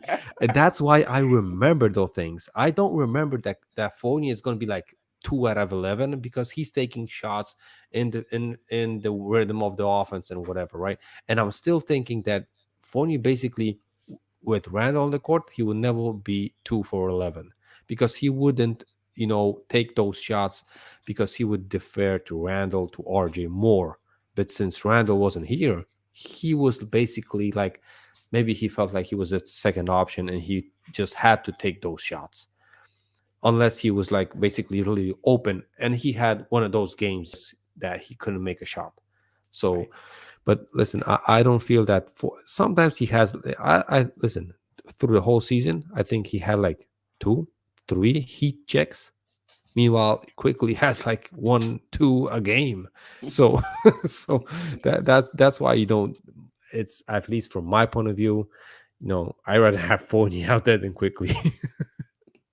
Nah. They Oh, just different. They different Yeah, players, man. yeah, hey, They that's the bring other thing different that they things. different. Yeah. That's the other thing li- that they are Yeah. different, right? I But like I like Fournier. I'm not mad at his signing. I'm not mad at his contract. But I have noticed this, and I don't know how long it's gone on, but I've noticed it. I think it was 3 games ago where he was being targeted, like on the defensive end. So whoever he was guarding, that's who was going to the basket. That's who, and I don't know if that's a trend. I don't know how long that was going on, or if that was just that particular game. But it was the first time I noticed it, and because it was like 3, 4 possessions in a row, and it wasn't just one guy. It was like a switch or whoever he's on. All right, your turn. yeah, but Tone, did you see the Heat game? Listen, RJ got beat by Butler literally every possession, and I was like, yo, if Gbo was online when I was watching the game, I would be calling to the states, and I don't care about the money that I would pay for my phone bill. I would be on him, and that would be crazy. So and Fournier had only like 2, 3 possessions versus Butler, and he defended one. He probably lost the other two, but I saw RJ got beat so many times, and the Knicks fans are making RJ such a great defender. through the whole season, and I Listen, don't see it. I I just I I just I don't think see he's it. I think he's improved tremendously. And I was not mad at yesterday. You know why? RJ had what 46 last time he played Butler. You know Butler was going in there talking about number one, he ain't getting close to 40 again. Right, That Yeah, right, that's the yeah, mindset, that and I gotta outplay him. So right. you know he studied the tape. You know he was like, all right, I know what I gotta do to take advantage. Like, let it be another the next game. Judge him on that because I judge Butler came in with the mindset yeah, of that I'm about to teach this. You know what I And mean? not yeah, just that's the that, point. He took Miami it back to made Minnesota Day, like the right, Minnesota practice. You know what I mean? right. Like, all right. But Miami also made adjustments team wise Mm-hmm. in Yeah, their schemes, to help Butler and to make sure he doesn't get 46. Oh, RJ, but yeah, yeah, RJ. yeah. Well, you said make sure RJ didn't get 40s, but Make sure yeah, RJ. I agree, but and at the same time going at him offensively because he played Butler great last game. Butler came on late in the game, but overall, you know what I mean. Like that would have been the narrative had we beat the Heat that last game. Mm-hmm. That would have been the narrative. RJ torched you. You know what I mean? Mm-hmm. and he probably still heard some of that, but I don't care. We won. So you know what I mean? Like I totally expected that. I knew it was going to be a rough night for RJ on both ends of the floor. I'm totally just really glad that he didn't try to play hero ball and he deferred and we got a yeah. nice team win. I'm so happy I have people in my life that love me like these fans love RJ. Shout out to D Public Enemy number one. Last night RJ was awful on defense. He didn't want to be in foul trouble. Why he just couldn't just be awful? Right. I mean, I mean that's a valid excuse. If we're looking for Yeah, excuses, yeah. I mean, yeah, think about it. Like, granted, he didn't play a great game, but he probably feels like I can't be in foul trouble and not be on the court, not be on the floor. You know what I mean? Like, there's no Randall, now there's no RJ. Like, not saying he don't believe in his team, but you see things like that happen. So I mean I'm giving him an excuse. I think that's a Well, valid a valid Tony, excuse. bro. Tony. I'm gonna say this, bro. If he gets that 181, he the public enemy number one better not come with that excuse to the chat. right. There's literally no excuse you can take for RJ if he gets that money. So Yeah, 180. Yeah. I mean, but then again, if he's in foul trouble and he's not on the floor, we gonna kill him for that? no, Tony, Yeah. no. When you get 181, Oh, you you can't better make no not be in mistakes. foul trouble throughout the season, bro. Right. You can't get 5 fouls. Yeah, you can get 4,000, Four is bro, your in limit. the whole game because you could have, put the team in a bad, situation. So you better not be, you know, 4 fouls is like you foul out. So don't All go right. close to that. Last thing before I go, because I want to watch some of this tournament, and I appreciate you guys for joining for sure. Steph and Andy and chat. I appreciate you guys as always. There is no channel without you guys. I mean, it would be because I still like to talk Knicks, but I appreciate you guys joining me for sure. Um, RJ, you think he gets 181? Do you feel comfortable maxing RJ out? Um, and if not, what would be a number, a range that you would be okay with? Yeah. Andy did I don't I'll go first. Yeah. I think 181 is too much, Mhm, and I'm never really the guy to be like, it's not my money, so I don't ever really care. mhm. But at the same time, I think they will negotiate something fair and not. I think if they give him 181, I think that's a sign of desperation, not a sign of we believe in RJ max to his max ability. You know what I mean? Like I don't know if I don't think he's earned 181 yet. You know what I mean? He could, Mhm. but I think that's a sign of we just doing it because we have to keep them. You know what I mean? Like I Yeah, don't think it's any negotiation in that. I think it's like, yeah, here 180 81. yeah, And I don't think they do though. I think this organization is pretty savvy in the numbers, and I don't think they financially strap themselves like that. Obviously, I think they want to continue to build and have the best opportunity to continue to build. If I'm gonna throw a number out, it's a big dip, 120. Tony, let me go before Steph. Listen, I had the best chance to ask my friends in Poland here, which are in the closest group we have. It's like a Detroit Pistons fan, a Miami Heat fan, a LeBron fan, and a Bulls fan. And I'm saying the LeBron fan because he just follows whatever team LeBron is on. So, and listen, they said, listen, and I'm like, what money will you throw at RJ? And they said like 90 million. And I was like, Wow. For wow. And 3 I'm years, like, we are on there overvaluing for RJ 3 years, way too for five. And I was like, no, for five, you can't do it for five because they were mentioning contracts around the league and they were mentioning 4-year contracts. So I'm like, okay, 90 for 4, right? And I'm like, yo, that still ain't enough for RJ to stay with the Knicks and not being lowballed, right? With the offer. I mean So that's 22.5. That's not bad. yeah, but Tone, look, RJ ain't taking 22.5. He Can he ain't get going more in to free agency though? Because they can only give him 4 years. Steph. I think, but personally, me personally, and I'm looking for from both sides, right? As the management, of course, I want RJ to take the least money possible so I can build a team around him, right? And that's my point where I'm trying to sell him on. While the situation being, that we literally can't afford RJ to get disgruntled, felt being lowballed by the offer, and we literally can't lose him. If we somehow lose RJ, our draft pick that we have the rights to resign, and we lose him But or how would get we use him, him? He's restricted. yeah, but Steph, still listen.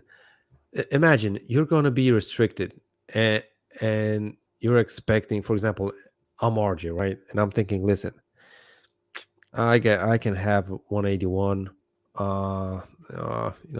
Deep down in my heart, I can feel I'm 125 for the 5 years. Mhm. Let me try to get 150, and they Okay. throw 100 at me, and I'm like, whoa, that 100 ain't gonna do it.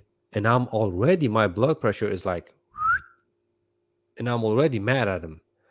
So if they give me 125 plus incentives so I can get 150, I'm still keeping that deep in my mind that they lowballed me. Okay. And listen, if But even and then though, but what would be the path for the Knicks to lose him? So that's his yeah, feelings. yeah, but Steph, But mhm. listen, like Josh always tells me, this is a superstar league, superstar, star, whatever, right? And Tony, I think you muted. Listen, I think, and I don't want to use this word, but you can't have a player treated like a slave because you can pay him the money, but if he ain't want to be here, you ain't gonna have a good player out of him. I'm not in agreement with paying him $90 million, $100 million. No, I'm no, not no. in I'm not agreement too. with a low ball Yeah, offer me either. too. I'm not Um, saying just for me. Listen, Steph. For me, if I somehow could get him to sign 125 plus incentives to go to 150, I think I would do it. Not even waiting through the whole next season to go through. I would do that this off season. 125 for 5 years plus incentives for the next 25 million. If, for example, the Knicks make the playoffs, you make the All Star team, you get the extra 5 million per year. So you get to 150. Yeah. 181. Man, If that's a he's lot gonna of sign for money. 125, sign him tonight. If Yeah, he's gonna that's what if I'm he's gonna saying. take that. Yeah, but I think just the 125 plus the 25 throughout the 5 years, if you make the all-star teams and let like lead the team, lead the Knicks to the playoffs. I think that somehow, with that deal, I think I would even add him the no trade clause. And that's a Yeah. huge thing for me. That's a Yeah. huge thing. The no trade clause is like a couple of $1 million per year for me. That's the biggest thing that the player can have. Right. Yeah. If he would take that, I would be fine. You know, and put those big bonuses in if he does, because basically that's really what you're saying is you popped a little closer to the contract. Yeah, We would have liked you to have popped a little earlier so we would have a bigger sample size. We don't kind of have that. Will you? I mean, this is not what they're going to say to him, but I think this is what they're thinking. Will he become an all-star? Will he become all NBA? Will he he be better. a number A or B? We're not sure about that. So let's give him 125, but pay him if he does hit those milestones. But will he go for it? And Steph, That's the but question. how do you think about this point that the Knicks can't afford not to resign him or just to make him upset with the offer that they make? Then I don't even see a path for him to be let go because he's restricted, right? If Yeah, we don't offer, we'll yeah, we'll just sign him. So I yeah. don't. If we We can't if the lose Knicks, him, yeah, if the Knicks pick up the option for the fourth year, which that's a no brainer for me at right? least. So, Right. So I don't think we can lose him, and because of, and I don't know if he would be a disgruntled player. I just don't see that in him. But that being said, there's a lot we don't know about RJ because he just haven't been in those types of but situations. But I think that he would probably say, "Listen, this is business." I think he would still play. I don't think he but would be disgruntled and like okay, half Steph. Then play or then not show up or Steph. Then let's imagine a situation, right? Then the Knicks don't give him the offer this offseason. After the next season, he gets an offer for 4 years, 80 million, right? Which is 20 million per year. And I think that's a little bit too low, but let's call it that way, right? So the Knicks have to match, and they're gonna match. They don't want to go like 22.5 million, so they just gonna add the 1 year. So it's gonna be like 5 years, 100 million. And RJ is gonna be like, listen, I didn't have better options, but if they gave me the offer a year before, I could probably have more money now. but okay. If I was You, RJ, you I wouldn't sign a 4-year 80 million offer sheet so because so then what? You wouldn't play in the NBA? no, but you can't go back to the Knicks and say this I have this offer on the table. So why would it? So why would the Knicks give him more if he came to them with the offer like he has 4 years, 80 million? 80 million.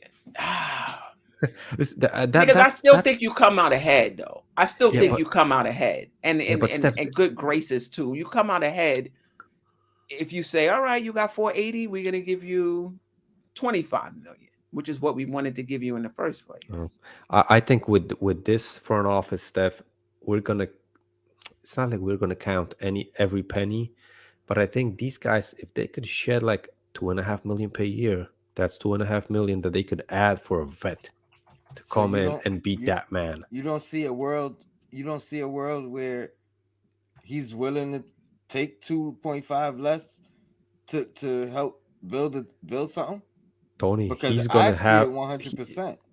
Steph. Tony, he's gonna take more than more. He's gonna take more of a cut than 2.5 million if he jumps from 181 to 100.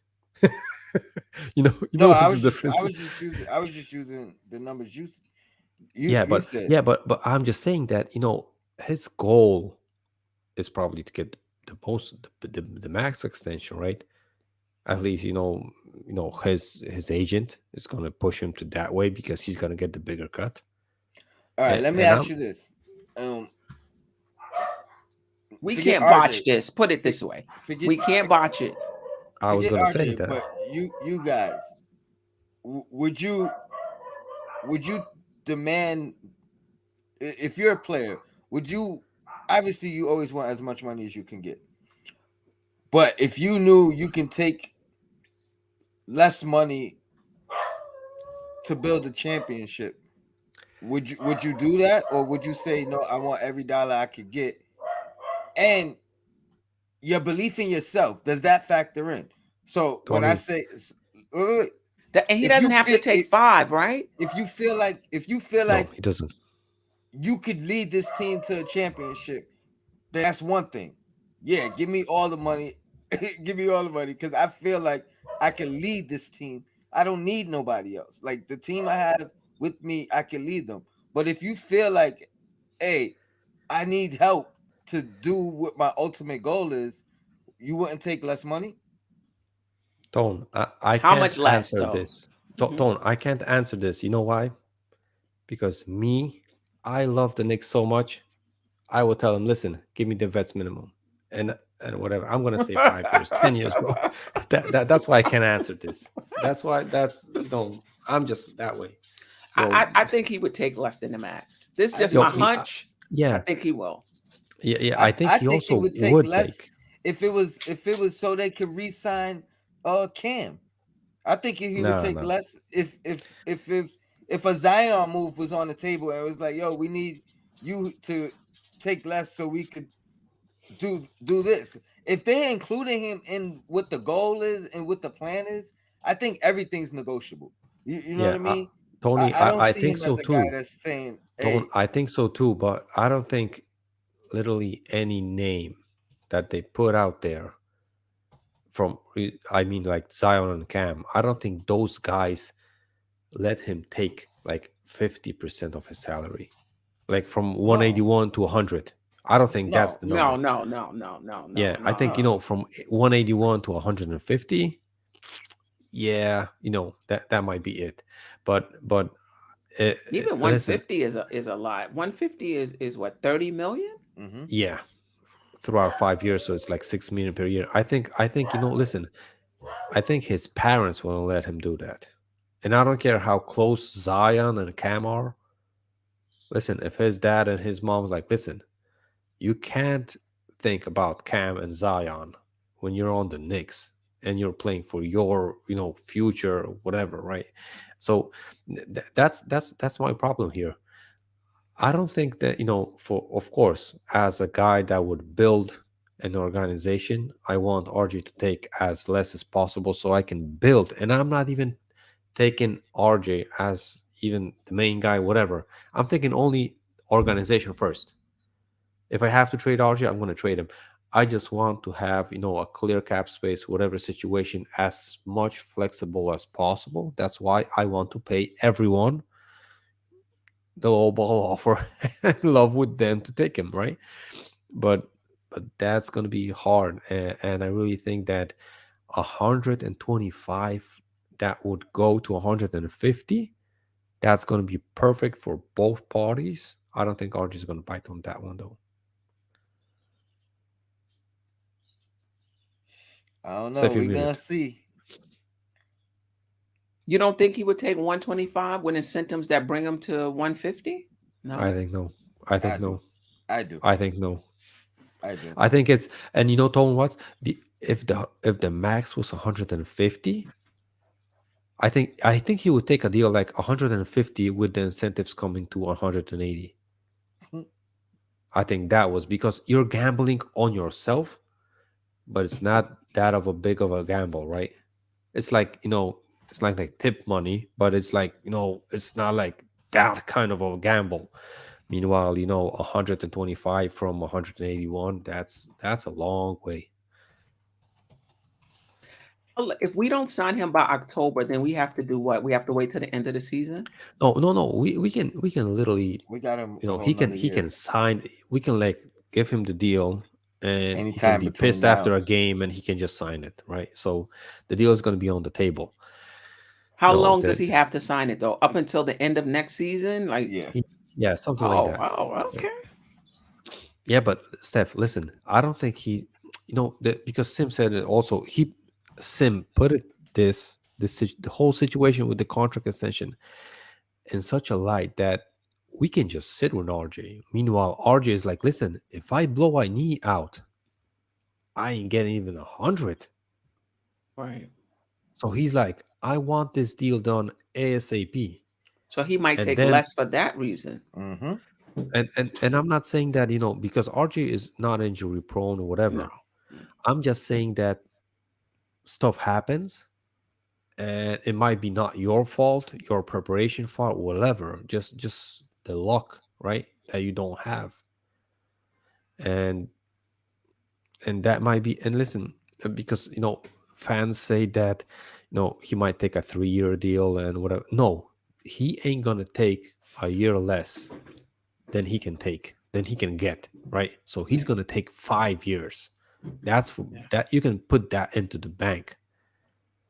So he's taking 5 years. The question is about the annual thing and the full thing. Right. So that's the only question for me, because if I'm RJ, first priority for me is sign a long contract and then the highest salary, and there's no negotiating about the rest of the things. I can gamble all myself about the all-star appearances, making the playoffs, whatever, but I want to take the biggest number possible out there. And listen, and Steph, I also agree with you that Mhm. I don't think, listen, there might not be a team even on the market to RG to get like 25 million, right? So the 125 might be like tops that he's gonna Mm-hmm. have that off season to get to sign. Right. Right. Yeah. Yeah, the question is his probably his agent is gonna have the spreadsheet out there that who's gonna be a free agent, who's gonna get that money, who's not. I'm expecting at least them to be prepared like that, but I think he will feel that he's worth way more than that 25 a year. Because and for me a really important thing is also that him getting that bigger contract than Julius is Hmm. going to make him the number one, Hmm. not Julius. And I'm not saying this, it's like in I between the I don't even organization, think right? The that's roster. important to him. I think that I don't is, I don't I think think that he's is. going in here saying I'm the number one. I gotta be the number one. I gotta be paid number one. I don't even see that in RJ's like uh thought patterns. You know what I mean? I Like think Right. I Because think you it is. think because he's going to go in, it's like, oh, I'm making the most money now. Like him being the number one is based on how much money he's making. It's just the way the NBA structured those contracts. But Steph, I think it is only because of a factor that he will need to ask Julius that he's the guy now. He will need to prove Julius that he's the guy. He's getting more money, so the front office made him the guy, right? And I But he's understand not that getting more Julius. money because Andy, but he's not getting more money because they had the opportunity to give both of them equally, but they chose to give RJ more. He's getting more because the way the collective bargaining agreement is hmm structured, he was eligible for more off of his Mm, rookie contract. and I don't even know And if he's Randall got able the to max make he can more. get at the time. Yeah, I don't even no, think no, no. if Randall took a pay cut, and I think yeah, he did. I keep telling you he did yeah, take a pay eh, cut, eh, but How much it's a was he minimum. eligible to make I think it I on was that I like, th- extension? I think it was like 2.5 or 3.5 million more per season. But so that's not like huge pay cut, right? But I think if RJ gets a bigger number than Julius, I think that target switches, and Well, it no, no switches. question the target switches, but does RJ's mentality switch? No, listen, I don't think. I think this the RJ's mentality, as far as competing is the bad word, but as far as in organization, roster, players, whatever function, I think it switches. because I don't think the game plan, as the opposite team switches, they're still gonna, look at who's, the ball going through and whatever the offense is built through. So they're gonna, target probably Randall at the beginning and then RJ, unless Tibbs switches it up from game one the next season.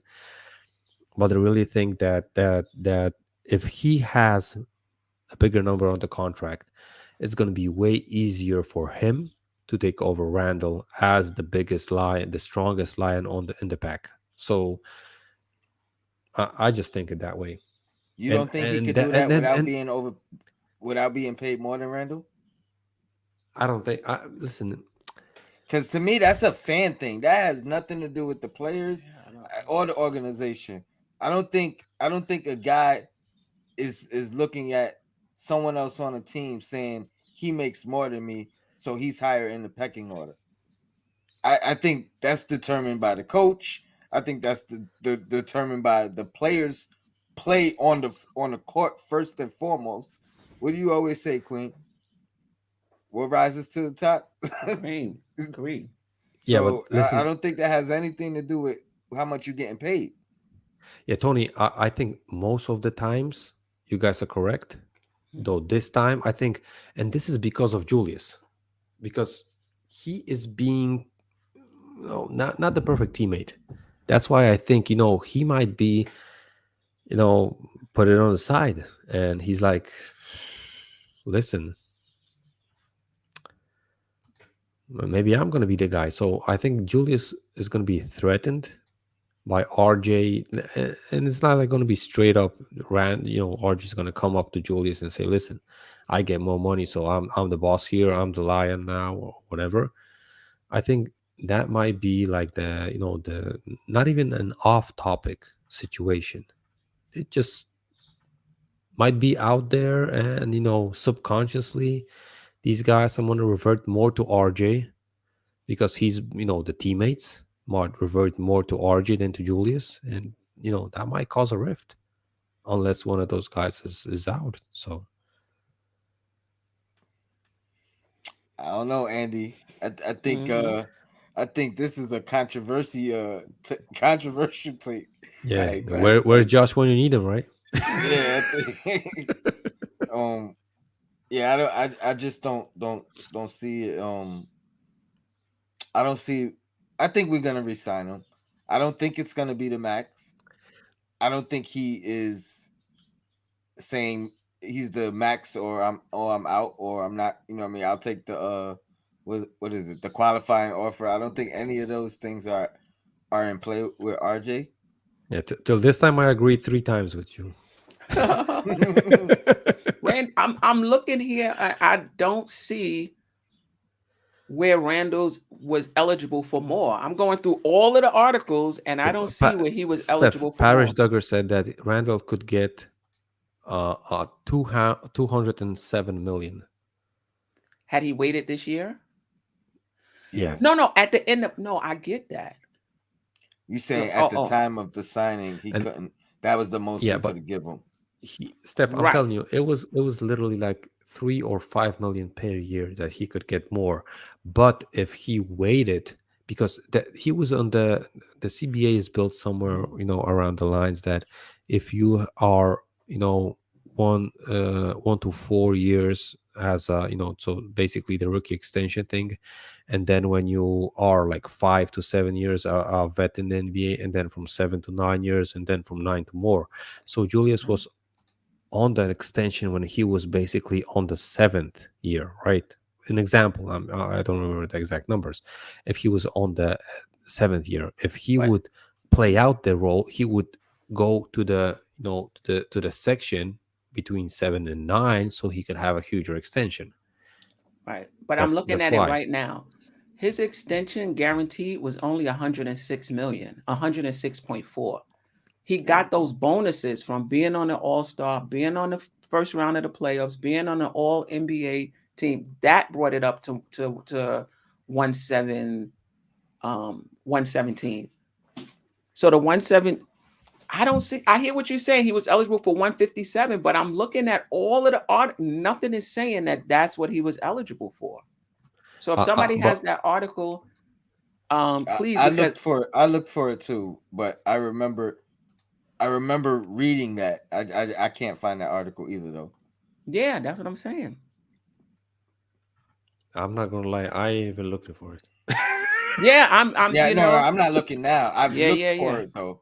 I've looked for it before. And that's what I'm saying, and I couldn't find it. Now this one is saying he's leaving money on the table because he didn't wait until So yeah. Yeah, next year. that's why I'm saying that if he waited, he would basically be a restricted free agent. He Oh couldn't yeah, I sign agree that with one that. year extra, Yeah, and then yeah, he gonna that's have what more I'm money. talking about. But I mean, Yeah, at the time, I don't know what was more if he could have got more than 117. But listen, had he waited, he might have got less. Mhm. that Steph. That's why I'm saying that the players don't want to wait. And you, Tony, and Sim said, I want to see more from RJ. RJ doesn't want the It's same okay things if you he doesn't guys want to want. wait, then take the 125 Yeah. if you don't want to wait. Shit, take Uh, 115. Yeah, if you don't want yeah, to but wait, take yeah, 130. he's gonna take a pay cut, but he's gonna take a pay cut from 181 to 150. He ain't gonna take in half. It, I'm gonna tell you guys this: in US, you guys have those 50% sales. In Europe, when you have a 50% sale, they raise the prices like the day before, so Right, you have right, like right, like right, a right, right, 10% sale, and it right, says 50%. So Oh, right. but believe me, they do that here too. Hmm. If you No, don't know that's what no he said better. in the U.S. Yeah, they do. Yeah, they do Oh, that. I thought you yeah, said in Europe they do so it. yeah. So listen, uh, if I'm RJ, I'm taking the longest contract possible ASAP and for the biggest money that I can renegotiate. And I don't taking that big of a pay cut. If he would take 125 with incentives to 150, everybody's happy. I agree.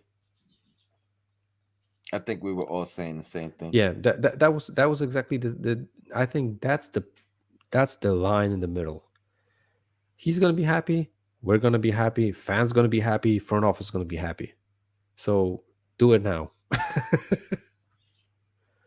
Mm. Yeah.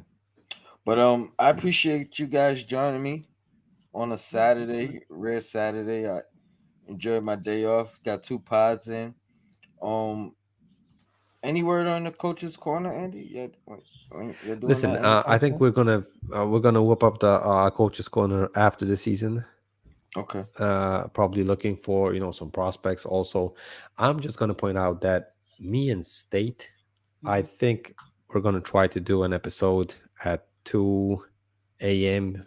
New York time. It's gonna Wow. be 8 a.m. here, so I'm gonna hit to bed and try to Oh, wake up in a couple of hours just to be okay. on State. On stage So channel, yeah, it's gonna be on Ero's channel. English channel. We were Okay. supposed to do once a show once every 2 weeks, but I think we're gonna do once a week because I think me and State have so many different opinions that it's still gonna be money. So I hear you. And Queen, tomorrow you doing an early show? I'm Yeah, sorry, Monday. Monday. yeah. Monday the Queen's Court will be 6:30 because the Knicks play at 7:30, so it'll just be an hour. All right, and I'll probably be on right before you. Probably do 5:30, Okay. yeah, and and also Anton, also I think and I hope at least Sim is gonna make a watch along show. So if you guys can make it to watch the game on or with us on the stream yard and with Oh, Sims, Sunday. yeah, tomorrow I'll be at yeah, work, but yeah, it's gonna be enjoy three that. thirty. So probably right after the pregame show, we're gonna be watching the game uh, with fans that subscribe to the show and support the channel. We're gonna be watching with those guys. I'm gonna tell you guys, it's really fun because we point out things that we see live. And fan goes crazy, man. Fan goes crazy in that chat because we point out things that people rarely see out there, and and it's really triggering at least a couple of guys. So Yeah. I mean, the last thing I want to say is if you don't know already, I have my own channel, Dope Soul Sports Talk. I'm still doing my MBK thing, the crossover, the Queen's Court, any special events. But I got my own channel for some other things. So I put the link in the chat So if you haven't already, please subscribe. Hit that thumbs Stefan, I'm up, I'm not gonna lie, Stefan. I subscribe. think I hope you're gonna invite me one day. Oh yeah, yeah, no doubt. Matter of fact, I might even stay up late, 2 a.m. to Uh, get you on the okay, show. okay. Then that's the next thing. Going live and doing a live show and trying to figure out a space because I hear you. everybody got the spaces. Trying to find a good time to go live. Yeah. But shout out to the chat. Appreciate you guys. CJ Boogie joined. Keith Turner, D Jones, Bodega Wi-Fi, Parish, everybody that joined in today. I appreciate you guys. Salute. Your Blackest Time. Queen, thank you for joining again. Andy, rare occasion. I'm glad I Yes, caught you. yes. I might have to call out on like a Saturday every month just to get you on or something. Once But in a blue moon, right? yeah, I'll see Right. you guys Monday. Hope we get this third win in a row Yeah, tomorrow. we And then should. who we play Monday? Chicago. Yeah. Oh, that's gonna be a good one. I might have a special guest. I got my buddy's a Bulls fan, so I might Yeah. And Chicago get is him. slipping. I think Yeah, 9 of their last 11, Marvin said. Yeah. yeah, Yeah. yep. But yeah, appreciate you guys. Everybody have a great night. Enjoy your weekend, and catch you next time.